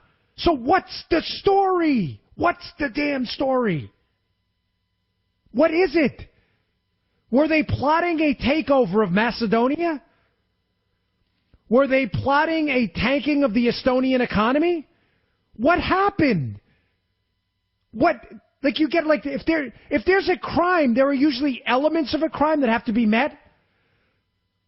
Like, when I was a Secret Service agent, right? When we investigated people for counterfeit, the money had to be fake. You don't like break into someone's house and go, we got you in the 7-Eleven passing counterfeit. Yeah, but these are real dollars. Doesn't matter. Doesn't matter. We just want to lock you up for counterfeit. Yeah, but it's real money, you dopes. You have to have a crime. What's the story? Jared Kushner, Trump's son-in-law, met with the foreign ambassador. Oh, my God. But nobody had a problem when Hillary Clinton signed off, fair enough, as one of 9 agencies, but still, the Department of State, her Department of State signed off on 20% of the sale of our uranium supplies to a Russian entity that had donated to the Clinton Foundation. No story there, folks. No story there. That's like they have you in the 7-Eleven, putting that counterfeit pen on, showing it to the camera in the 7-Eleven that it's counterfeit, still passing the bill, and then the liberal media shows up and goes, nothing to see here. Nothing to see here, folks. Let's go lock up the guy who passed the real money. What's the story? Every day it's going to be like Trump Airlines back in the 1980s had a woman on who was actually cleaning the plane, who met a guy who knew a guy who read a Russian newspaper once. What's the damn story, you idiots in the media? Now, I've been talking about how the idiots in the media have avoided actual stories, Benghazi, how the Loretta Lynch meeting with Bill Clinton. Oh, they were talking about the grandkids. Oh, yeah, for 20 minutes, the grandkids. What the heck are the grandkids doing that's so exciting that they can take up 20 minutes? Gosh, you think this kid, like, just cracked the code to cold fusion or something? What the hell were they talking about? Yeah, the IRS scandal, where they actually admitted Lois Lerner actually apologized for targeting conservative groups. That thing was, again, another punchline. Oh, IRS phony scandal. What do you mean phony scandal? The woman who ran the IRS division responsible for that actually apologized to people. What do you mean? I don't think that means what you think it means. Is that Princess Diaries? I mean, you understand why I get so really revved up about this. You know, folks, having been an agent in the White House and watching how these press people operate on the press plane and stuff, if you think these people are upstanding citizens, let me tell you something. You're making a big mistake, a huge mistake. I've seen these people behind the scenes. And if you think for some bizarre reason that because someone writes for the Washington Post or the New York Times or frankly any other outlet that these people are angels, Oh, to write the book on what happens on those press planes? Oh, man, would that be a bestseller? That would be like 1 million copies day one. No, but don't worry, they're all legit. They're the ones that should be writing about social conduct and politics and economics because they're so smart. Trust me, if you saw what they did behind the scenes, you would totally change that view. You want to talk about knuckleheads? Not all the people in the press. I made a lot of friends over there, a lot of good photographers and a couple print people, but very few. Journalism is polluted by imbeciles who want to believe you're the dumb one. They want you to believe that you're the stupid one. All right, let me take a call because we got some guy here who disagrees with me, which is always a mistake. But call. Oh, look at this. I'm checking out Tom Swazi's on Fox right now. I remember this guy. This guy. Oh, and I used to be an agent in the Long Island office. This guy was quite a character. He was a congressman. He's a Democrat. All right, let's take Scott from Walnut Creek, California. Scott, I hope this is good. What do you got for us? Oh, I just want to give you kudos for being such a comic genius. I mean, anybody that can compare a story of Hillary Clinton delaying, at the very worst, the Benghazi story and calling it a terrorist act by a whole day, maybe 2 days tops, to President Trump defending the most notorious thug murdering dictator on the planet right now. I mean, I'd take that over Seinfeld any day. I mean, it's hilarious. You're doing a great job. I don't get it. Like, was it this? I was really hoping for more from you, like something witty. Like, that might be the dumbest opening ever. So what are you saying? Like, am I funny or not funny, or is this like one of those Godfather moments? Like, oh, you think I'm funny? Like Joe Pesci? I don't get it. What's the joke? I guess I'm. So what's funny about 4 dead guys in a terrorist attack who were in a special mission complex? What's funny about that? Like, you must be a liberal idiot to think that. Am I correct? Are you an idiot or are you liberal? But I just said the same thing twice. The funny thing about it is that the right makes it sound like Hillary's sitting there at the embassy door holding it open for the terrorists to come in. When did I say that? When did I say? Did you record this show? Tell you what, MarkLevinShow.com. Can you send me that soundbite where I said that? Because this, no. Listen, Scott, don't be a dope for a minute. Take your liberal hat off, okay? I did not say that, okay? And this is called reductio ad absurdum, when you reduce the argument to absurdity because you have no other argument to make. Nobody said Hillary Clinton held the door open for them to engage in a terrorist attack. Now, do you have some kind of a hearing problem? Did you hear that? Because I didn't say that. Or are you just a liar? Which one is it? No, absolutely. You did not, but others have. And okay, so I didn't say that, so you're a liar. Okay, we're going to default to number one, the former. You're a liar. What you said. You said that she Move on. Do you have another point? She waited one. This is what you said. You said she waited 1 or 2 days to declare it a terrorist attack. Is that she waited? No. She didn't wait a day. They knew right away it was a terrorist attack, according to multiple intelligence. And waited how long? Waited how long for what? To do something? Forever. They were dead. Nobody did anything. You idiot. Call it a terrorist attack. Okay, all right, Scott, let's play with your logic because you clearly have a skull 65 feet thick here. Let's play a game for a minute called Let's Be Reasonable. Let's try this. Okay, so let's just play with the fact that Scott's right, even though you're clearly a moron. And let's say right away they didn't know it was a terrorist attack, that someone actually thought this was a video, despite the fact that nobody can actually find the person who thought it was an actual video, including the people on the ground who said they were under attack, okay? So let's just play with the fact that Scott may be not the moron we think he is, right? So Scott says, oh, it took them 24 hours to figure this out. Okay, Scott, I'll stipulate that point, even though you're wrong. Why did they send Susan Rice out on the Sunday shows days later to say it was a video? It wasn't days later. It was the next day. Wait. Time out. I'm allowing you to be stupid for a minute, and I'm even playing with your stupidity. Let's say you're right, that it took them 24 hours to figure it out, despite the fact that they took the DSS agent's phone, Christopher Stevens, and actually made calls from the phone. Everybody knew it was a terrorist attack but you, because you're a liberal and you're a blockhead.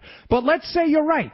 24 hours later, when Hillary Clinton spoke to the Egyptian foreign minister and said it was a terrorist attack, why days after that did Susan Rice go on the Sunday shows and say a video did it? She must have this is that uncomfortable moment where liberals realize they're idiots, folks, just so you know. Explain.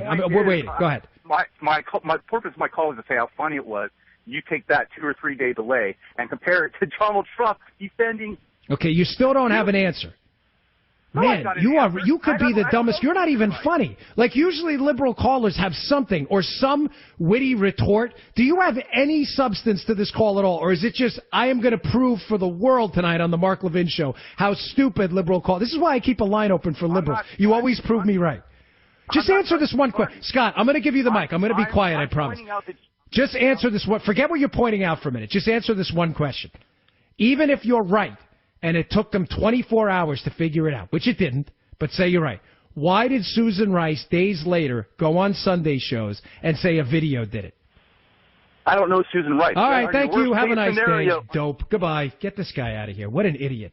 Gosh, what is in the water in Walnut Creek, California? Folks, tweet me, please, if you're a Republican in Walnut Creek, California. Is there any sanity out there? Gosh, is this guy a moron? I mean, he thinks it's funny, by the way. Benghazi's somehow a comedy act. And he doesn't get what I'm trying to say. He totally misses the point. There were 1,000 smoking guns, I'm trying to point out to this guy on the call, that everybody ignored in the Obama administration because they were so concerned with re-election. And yet there's no smoke, there's no gun, there's no nothing with Trump and Russia. And the liberals are fascinated by this story. I'm so glad that we keep the liberal line open. I really am. Charles is a great call screener because he knows exactly what always gets that one guy. You really do, Charles. You knock it out of the park. Every show, we always find that one dope. There's always a liberal that calls in and always proves me right. We are desperately looking for someone with the intellectual capabilities to propose. Listen, folks, I'm no genius, okay? I'm just an average guy. I was a cop. I was a federal agent. I do a lot of homework. I got a lot of fancy degrees, okay? That doesn't mean anything. I'm dead serious. It doesn't mean anything. I just do a lot of reading. I am a average intelligence guy who just really likes politics. This guy, I never get callers on this show, liberals, who can ever make a point with any substance at all. It is always like a dope fest. Every time. I think it's funny, the Benghazi thing. Well, what's funny about it? No, I think you're funny. Oh, I'm funny? No, I didn't think you're funny. I'm just saying that nobody knew it was a terrorist attack. But they said it was a terrorist attack 24 hours later.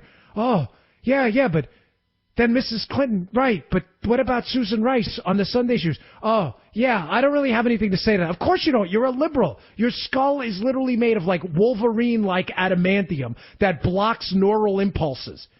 Man alive. Some liberal, please rescue this guy and call the show, 877-381-3811, and prove to America you're not all brain dead. Please, for once, I'm begging. I'm Dan Bongino, at the Bongino on Twitter. We'll be right back. Mark. I was in the choir, but you don't want me singing. You'll tune out. We can't afford that. We live off your ratings. Thank you to everyone who listens, so I'm not going to destroy you and penetrate your eardrums with my awful singing voice. Remember that Oh Sheila song? I woke up to that song, and I thought, it wasn't Sheila, what I was thinking. I'm thinking, this song's never going to get out of my melon. Matter of fact, it didn't get out. It was 13. I'm 42, so that was almost 30 years ago, and I'm still telling this story. That's how bad that was. Some of those tunes from the 80s were just rough. The 90s was where it's at for tunes.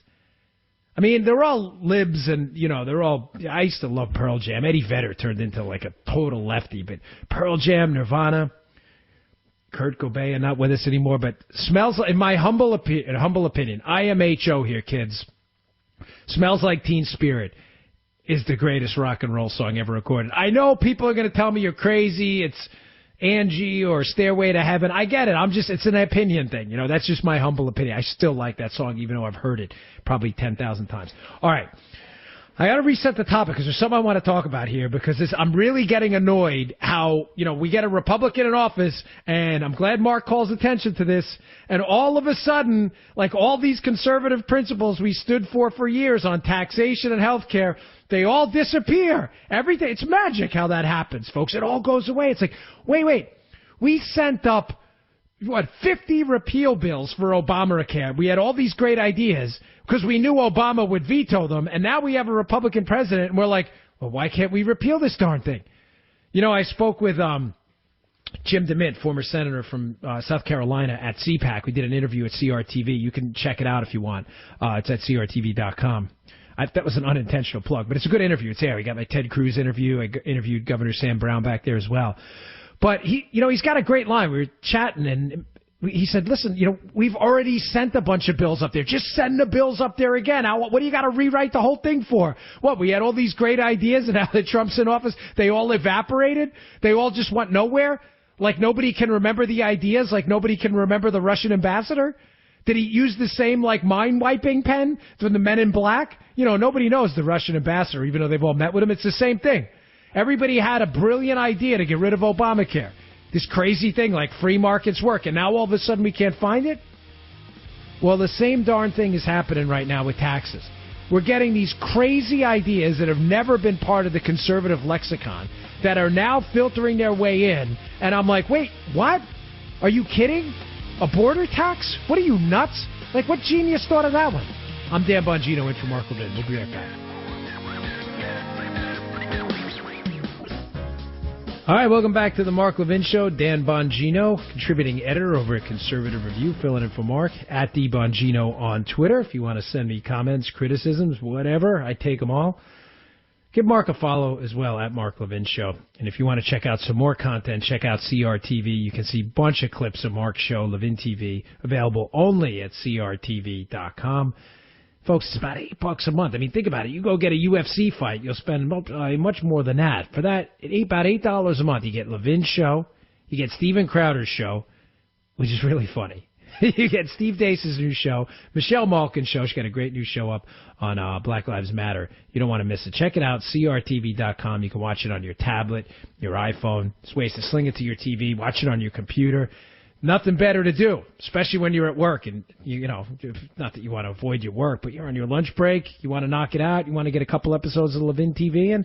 Go to crtv.com. Check it out. All right. So before the break, I mentioned this thing about this border tax. Why is this important? Why should you care? You're like, oh, I care about a border tax. Because now it's amazing. Now Trump gets into office. We control the entire government, basically. I mean, just about everywhere in the country, outside of a few states that have, you know, New York and California and, you know, pockets of southern Florida and southern Texas. We really control most of the country. And now all of a sudden we're forfeiting away our ideas.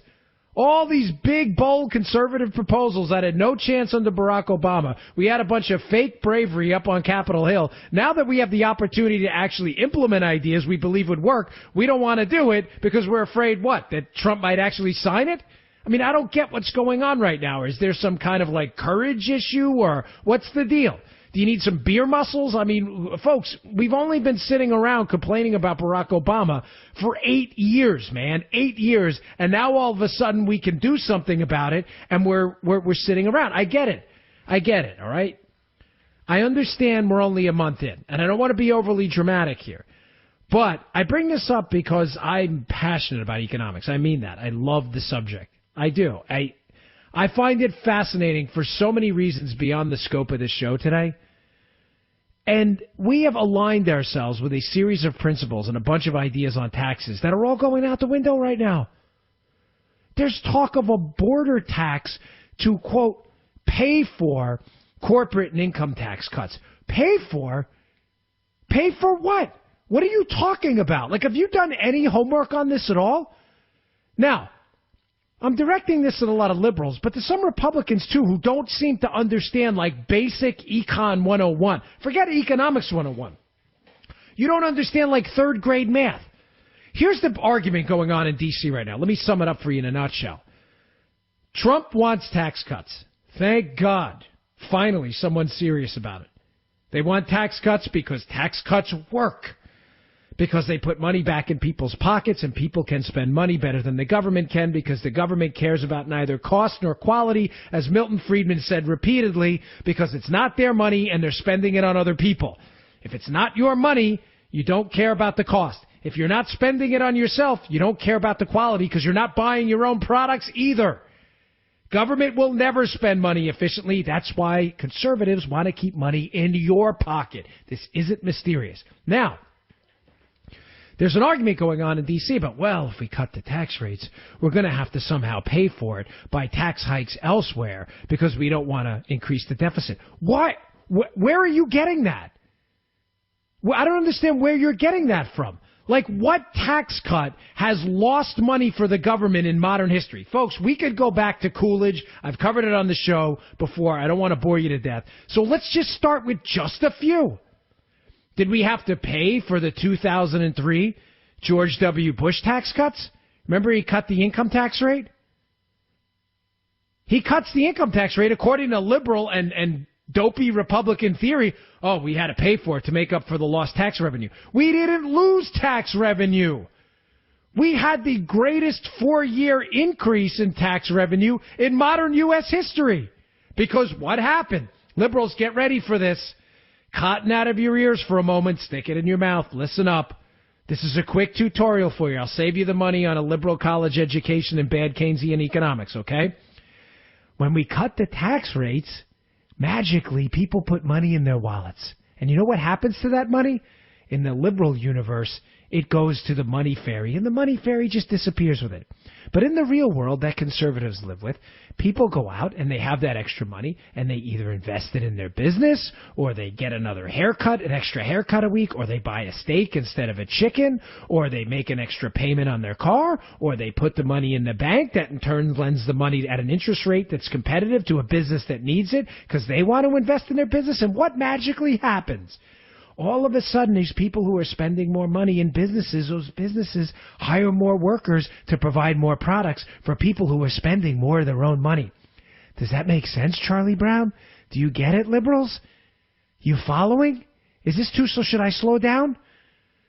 Now, if you're saying, well, that doesn't happen. No, it actually did happen, because all of those people on that chain, on that big long chain of businesses and people who spend more of their own hard-earned money, eventually pay more taxes. Either workers get a raise because they're being more productive, producing more products, and pay higher income taxes, even at a lower rate, because they're making more money. Or people go out, they spend more money, they pay sales taxes. Ladies and gentlemen, when George W. Bush cut the tax rates in 2003, tax revenue to the government went up. This is not a mystery. It is only a mystery to liberals who will not even do the basic research of going to like the United States government's own websites, whether it's the Treasury websites. There's a couple, the Tax Policy Foundation, other places out there too. Just pull up the tables. Let me show you how to do this. This is really hard. You ready? You taking notes, libs? The tax cuts happened in 2003. So if you go to a tax table and you look at the amount of money raised in 2003, wait for it, you're going to see the next few years tax revenue went up. That actually happened? What do you mean we didn't have to pay for it? There was nothing to pay for. Tax revenue went up. Now, you can postulate 1,000 different reasons that happens. I don't care. I'm right. You're wrong. George W. Bush cut taxes. Tax revenue went up. You can give me 52,000 reasons it happened. You can never tell me it didn't. Regardless of the economy was growing, and then it went down a little bit because of a recession. Yeah, but it didn't go down after the tax cuts. So there's nothing to pay for. And Republicans, are you listening? Did you miss that? Do you not have armies of researchers that can do this crazy thing called a Google search? Like tax revenue tables by year. I promise you this isn't hard. Like, go to your phones. If you're not driving and you're in your house, go to tax revenue by year. Do this with me, liberals. There's 100 different organizations that do this. Go to 2003 and look what happened afterwards. The tax revenue went up. This is not hard. It's only hard for liberals and sellout Republicans who are absolutely convinced that they have to get a pay for. Pay for what? That's like saying, a criminal's walking down the street and decides not to rob you, and now he's got to find a pay for the $100 he would have stolen from your wallet. What are you talking about? He didn't rob me, so I owe him money now? Pay for what? Just cut the damn taxes. I bring this up not to rehash the George W. Bush tax cuts, or the Reagan tax cuts, or the John F. Kennedy tax cuts, or the Bill Clinton capital gains tax cut. Yeah, that happened too. I bring this up because Republicans, insanely, are arguing that, if we cut the corporate tax rate from the highest in the world right now, we're like the gold medal of business taxes right now, which is insane. We have to have an offset because we have to pay for it. So let's do a border tax at 20%. So basically anybody who imports that product, if you buy that product and it's imported into the United States, you're going to pay a tax of 20%. It's a little more complicated. I'm giving you kind of there's not enough time left in the show to explain but that's the gist of it. What the heck's the point of that? One, why would conservatives ever argue for a tax hike anywhere? Why? I don't understand. We have to pay off our debt. No kidding. The best way to pay off the debt is to grow the economy. The best way to grow the economy is to cut the tax rates. Where have you been? The conservative movement just hit you in the face, yet you've run as a conservative? You didn't know any of this? What did you just pick up like a conservative coloring book and like color in the Ronald Reagan face, and the economics of it hit you years later after you got elected? Listen, I get it. This is why I can never run for office again, by the way. So, some guy just tweeted me. I see why he never wins. Yeah, you're right. This is why. You're absolutely right. This is why I'll never win. And ever. This is why I'll never run again, ever. I can't, because you can't tell these people the truth. They're like, Jack Nicholson in, what was that movie, The Code Red, Few Good Men. They can't handle the truth. By the way, thanks for all the tweets. That song, by the way, Mr. Producer, is by Hadaway. I got like a ton of tweets on that. Hadaway. It's still in my head, even though I said that. But it's like you haven't done your homework. You run on the conservative Republican mantle, and you don't understand that tax cuts are correlated with tax revenue increases? You haven't done any of that homework? Do you need another example? You may say, okay, the George W. Bush tax cuts, I looked it up, and yeah, you're right. But other tax cuts have cost us a fortune. Deficits went up in the Reagan years, right? Yeah, they did. So did tax revenue. Why did deficits go up in the Reagan years? Deficits went up in the Reagan years because we spent a lot of money. It had nothing to do with the tax revenue. Reagan got into office, cut the tax rate from 70 to 28% from the time he got in to the time he got out. Tax revenue to the government doubled. This isn't complicated. There's nothing controversial about what I just told you. Again, let's walk through this, Libs. Go to tax revenue, U.S. government, by year. Go to 1980, when Reagan sworn in 81. The tax rate was 70%. Reagan leaves office, cuts them dramatically. The top marginal tax rate's 28%. Look at what the tax revenue was when he left. I'm pretty sure last time I looked it was $909 billion. So let me set this straight. Let's get the abacus out. Gets into office, 500. I'm pretty sure, folks, tweet me if I'm wrong. $909 billion is a lot more than $500 billion, right? I'm not crazy. Like, I used to box, but I wasn't punched in the head that much. I'm not nuts, right? $909 billion is more than. So, you can throw out 1,000 different theories as to why Reagan cut taxes and tax revenue went up. I don't care. The one theory you can never throw out is that we cut taxes and tax revenue went down. There is no theory for that. There's no theory for that. There's no need to pay for it. A border tax? Whose knucklehead idea was that? Let's impose a border tax? Folks, and even if you're going to make the argument, which I'm very sensitive to, and I totally understand, I come from a union family of one still in a union now. I'm very sensitive to the argument that American workers come first. It's absolutely true. We should always put American workers first. But ladies and gentlemen, you can't oversimplify this and say American workers first, therefore all foreign products should be taxed. What's a foreign product anymore? No, I'm serious. Like, what's a foreign product? Do you realize things that are said made in the USA, that are stamped made in the USA, some of them have, 20, 30, 40% foreign parts? The global supply chain has been broken up into nearly infinite pieces. Products that are made in China have U.S. parts. Products that are made in the USA have Canadian, Mexican, parts made in Mexico, parts made in Spain and Vietnam. There's no clear imports or exports anymore. So what if a product is 51% made in the USA and 49% of their parts have to cross the border? They pay that tax too. How does that help the American worker? You just gut shot him like Apollo Creed to Rocky. I mean, you just gave him a huge punch in the stomach under the guise of helping. You're not helping American workers. Folks, I can't say this enough. Call your elected representatives, your senators, and ask them, what the heck are you thinking if they're supporting this border tax? This is insane. Just cut the tax rates. Just look at the tax tables. Send them a fax copy of the tax tables. On a fax, tax table. Say that 1,000 times. How much wood could a woodchuck chuck, right? Send them it just to highlight. Look, Reagan cuts taxes, tax revenue goes up. George W. Bush cuts taxes, tax revenue goes up. Folks, I'm not kidding. Go back to Calvin Coolidge. Go to John F. Kennedy. Just look. It's happened over and over. You don't need to pay for money the government never took from you. If the government doesn't rob your pockets, we don't owe them anything. There's no pay for. It's our money. Whew. Gosh, I always get upset about that topic. You have to pay for it. All right, I'm Dan Bongino, at DBongino on Twitter. Give Mark a follow as well, at Mark Levin Show. We'll be right back. Mark Levin.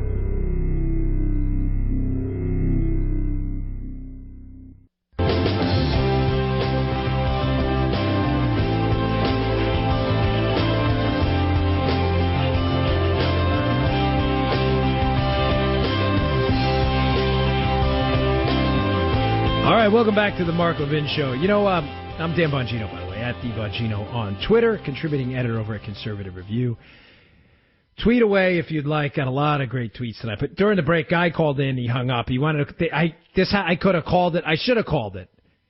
I was talking about tax cuts. A liberal will always call in about Kansas every time. Matter of fact, as if on cue, I should have said before I got into the tax rates versus revenue thing. I should have said a liberal is guaranteed to call in about Kansas. It happens every time. That is why at CPAC I interviewed Governor Sam Brownback. Go check it out at crtv.com. Shameless plug. But specifically about this topic, liberals will lie to you ad nauseum about what happened in Kansas to try to desperately refute the very common sense, simple idea that historically speaking, tax cuts by the federal government have led to increased, I didn't say that wrong, increased government revenue. Just go look it up. I'm just asking you to do this crazy thing called homework. Don't take Dan Bongino's word for it, ladies and gentlemen. Go look it up yourself. Prove me wrong. Prove me wrong. Tweet me. Don't send me your theories. I don't want to hear them. Just prove this one premise wrong. And I'll get to Kansas in a second, quickly, before we get off the air, because it's a lie about Kansas. Kansas, bottom line is Kansas cut the tax rates, and liberals were like, look what happened. It was a total collapse in the economy. Well, none of that happened at all. Matter of fact, Kansas is doing quite well right now. Just refute this one premise. Don't give me your stupid theories. We cut taxes, income taxes, under George W. Bush, under Ronald Reagan, under John F. Kennedy. Heck, let's even go back to our buddy Calvin Coolidge. Please tell me what happened in the years following those tax cuts. Just show me any table anywhere where tax revenue went down, and I'll call you a liar. You can. You can send me all your crap theories that it was karma and it was in another life. Barack Obama came back and he did this thing and tax revenue happened and the spirit of Barack Obama, like the spirit of Christmas past. I don't care about your theories. I'm telling you what happened in the real world. We cut taxes and tax revenue went up. Now, because liberals can't refute that, because they can't refute anything, they say, oh my gosh, Kansas cut taxes, and it was a disaster. Here's what actually happened in Kansas. In March of 2013, unemployment was 5.5%. This is from a Wall Street Journal article about this. It has dropped since to 4.2%. This is an article from 2015. From 1998 to 2012, Kansas ranked 38th in private sector job growth. They cut taxes, tax reform, they climbed to 21st, putting it in the top half of states. In the second half of 2014, hourly wages in Kansas grew 3.5%. This is stuff you're never going to hear from kooky libs because they have to lie all the time. They'll say, well, we lost a little bit of revenue right after the tax cut. Yes, and that's coming back now because the economy's growing. What part of this is complicated to you? They can never, ever refute an argument. They have to lie at all times. All right, thanks for listening, folks. I'm Dan Bongino, at The Bongino on Twitter. I'm Dan Bongino on Facebook. And if you want to pick up my book, it's called The Fight. It's my story of what happens behind the scenes in politics. I think you'd be disturbed. It's available, sadly. Available on Amazon. Thanks for tuning in, folks. Talk to you soon.